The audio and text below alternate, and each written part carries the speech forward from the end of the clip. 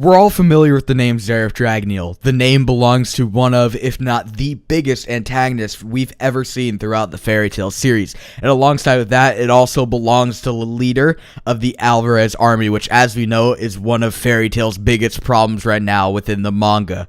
But what if this antagonist just happened to have a change of heart, which actually led him to side with Fairy Tail towards the end of the Alvarez arc? The thing that I really like about Zeref's character, and the reason why Zeref's my favorite character, is basically because of the fact that he's an antagonist, but at the same time he doesn't want to be an antagonist. We all know Zeref's curse basically makes it so that the more he treasures something, the more damage he does towards it.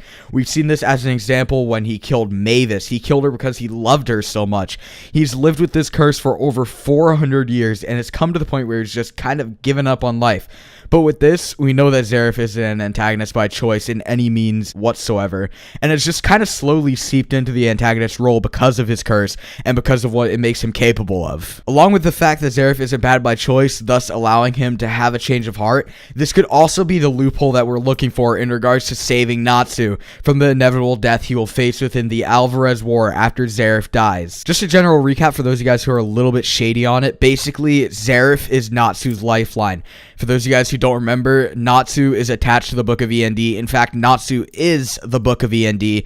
The Book of E.N.D. was written by Zeref, and if Zeref happens to die, considering the fact that he wrote the Book of E.N.D., basically wrote Natsu's lifeline, Natsu would end up inevitably dying. So really, the only way I could see this happening is through Zeref witnessing a fight between Natsu and Acnologia. Now, I'm someone who wants to see something like Guildars versus Acnologia, but I'd be fine with Natsu versus Acnologia. I've said it before, I'll say it again. I don't really care who beats Acnologia, but I would really like to see Guildars versus Acnologia, but that's besides the point. I could personally see Zeref having a change of heart if he were to see Acnologia beating up Natsu.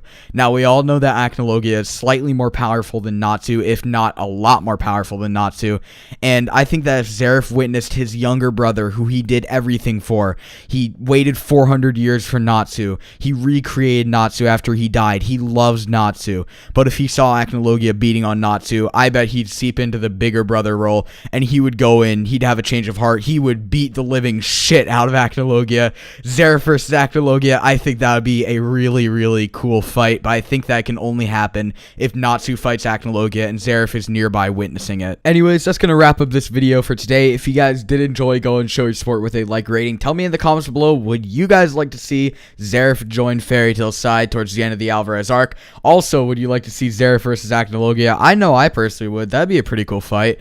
But yeah, that's about it. Thank you guys for watching. As I said before, peace.